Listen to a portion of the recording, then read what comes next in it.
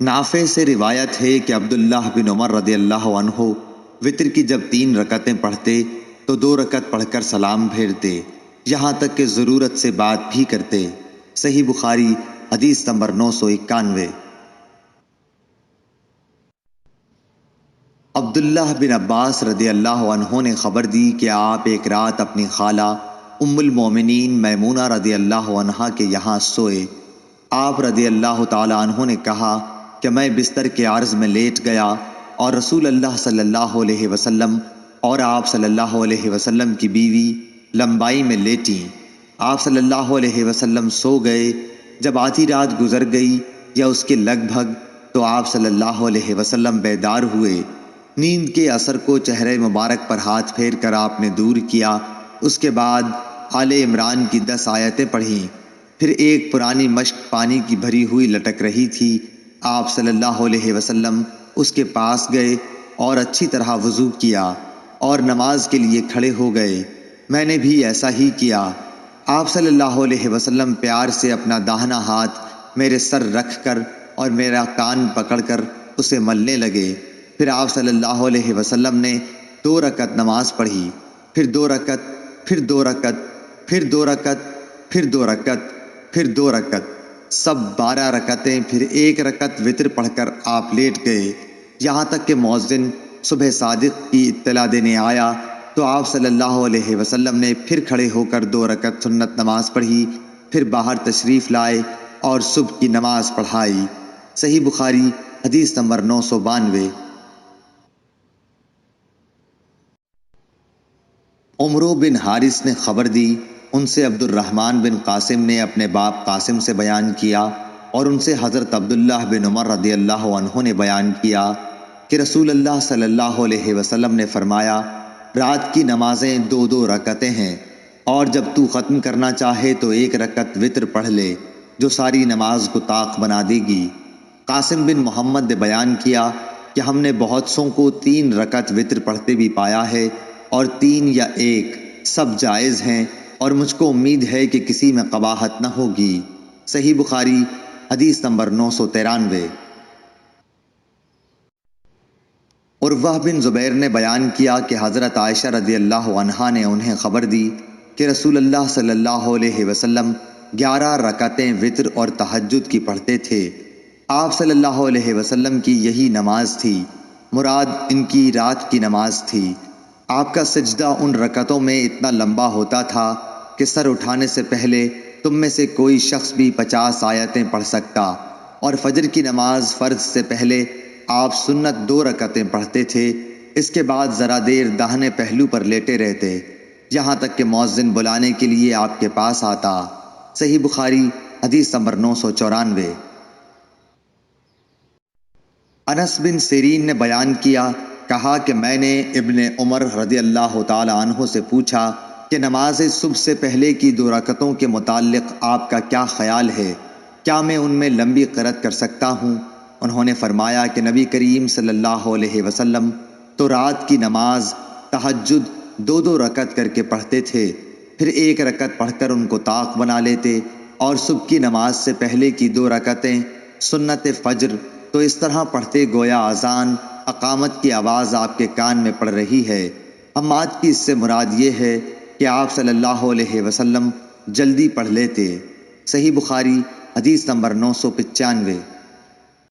اعمش نے بیان کیا، کہا کہ مجھ سے مسلم بن کیسان نے بیان کیا، ان سے مسروق نے، ان سے حضرت عائشہ رضی اللہ عنہا نے فرمایا کہ رسول اللہ صلی اللہ علیہ وسلم نے رات کے ہر حصے میں بھی وطر پڑھا ہے، اور اخیر میں آپ کا وطر صبح کے قریب پہنچا۔ صحیح بخاری حدیث نمبر 996۔ ہشام بن عروہ نے بیان کیا، کہا کہ مجھ سے میرے باپ نے عائشہ رضی اللہ عنہا سے بیان کیا کہ آپ نے فرمایا، نبی کریم صلی اللہ علیہ وسلم تہجد کی نماز پڑھتے رہتے، اور میں آپ صلی اللہ علیہ وسلم کے بستر پر عرض میں لیٹی رہتی۔ جب وطر پڑھنے لگے تو مجھے بھی جگا دیتے اور میں بھی وطر پڑھ لیتی۔ صحیح بخاری حدیث نمبر 997۔ یحییٰ بن سعید نے بیان کیا، ان سے عبید اللہ عمری نے، ان سے نافع نے عبداللہ بن عمر رضی اللہ عنہ سے بیان کیا اور ان سے نبی کریم صلی اللہ علیہ وسلم نے فرمایا کہ وطر رات کی تمام نمازوں کے بعد پڑھا کرو۔ صحیح بخاری حدیث نمبر 998۔ امام مالک نے بیان کیا، انہوں نے ابو بکر بن عمر بن عبد الرحمن بن عبداللہ بن عمر بن خطاب سے بیان کیا اور ان کو سعید بن یسار نے بتلایا کہ میں عبداللہ بن عمر رضی اللہ عنہ کے ساتھ مکے کے راستے میں تھا۔ سعید نے کہا کہ جب راستے میں مجھے طلوع فجر کا خطرہ ہوا تو سواری سے اتر کر میں نے وطر پڑھ لیا اور پھر عبداللہ بن عمر رضی اللہ عنہ سے جا ملا۔ آپ نے پوچھا کہ کہاں رک گئے تھے؟ میں نے کہا میں اب صبح کا وقت ہونے ہی والا تھا، اس لیے میں سواری سے اتر کر وطر پڑھنے لگا۔ اس پر حضرت عبداللہ بن عمر رضی اللہ عنہ نے فرمایا کہ کیا تمہارے لیے نبی کریم صلی اللہ علیہ وسلم کا عمل اچھا نمونہ نہیں ہے؟ میں نے عرض کیا کیوں نہیں، بے شک ہے۔ آپ رضی اللہ عنہ نے بتلایا کہ نبی کریم صلی اللہ علیہ وسلم تو اونٹ ہی پر وطر پڑھ لیا کرتے تھے۔ صحیح بخاری حدیث نمبر 999۔ جویریہ بن اسما نے بیان کیا، ان سے نافع نے اور ان سے عبداللہ بن عمر رضی اللہ عنہ نے کہ نبی کریم صلی اللہ علیہ وسلم سفر میں اپنی سواری ہی پر رات کی نماز اشاروں سے پڑھ لیتے تھے، خواہ سواری کا رخ کسی طرف ہو جاتا، آپ صلی اللہ علیہ وسلم اشاروں سے پڑھتے رہتے، مگر فرائض اس طرح نہیں پڑھتے تھے اور وطر اپنی اونٹنی پر پڑھ لیتے۔ صحیح بخاری حدیث نمبر 1000۔ حماد بن زید نے بیان کیا، ان سے ایوب سختیانی نے، ان سے محمد بن سیرین نے، انہوں نے کہا کہ انس بن مالک رضی اللہ عنہ سے پوچھا گیا کہ کیا نبی کریم صلی اللہ علیہ وسلم نے صبح کی نماز میں قنوت پڑھا ہے؟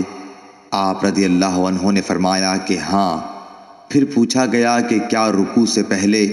تو آپ نے فرمایا کہ رکوع کے بعد تھوڑے دنوں تک۔ صحیح بخاری حدیث نمبر 1001۔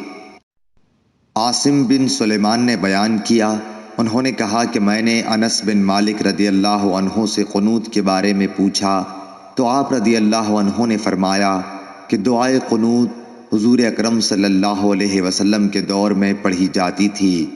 میں نے پوچھا کہ رکوع سے پہلے یا اس کے بعد؟ آپ نے فرمایا کہ رکوع سے پہلے۔ عاصم نے کہا کہ آپ ہی کے حوالے سے فلاں شخص نے خبر دی ہے کہ آپ نے رکوع کے بعد فرمایا تھا۔